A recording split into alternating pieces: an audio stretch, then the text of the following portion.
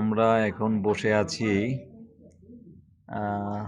ফুকেটে যাব সেই উদ্দেশ্যে আমরা বসে আছি টার্মিনাল ট্যুর 50 নম্বর গেটে।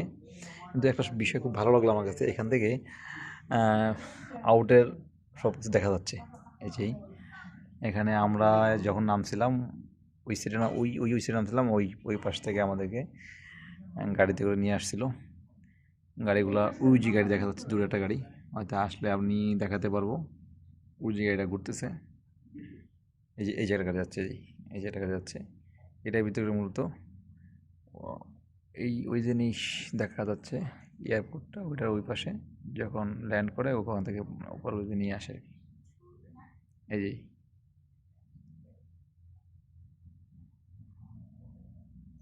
দেখা যাচ্ছে।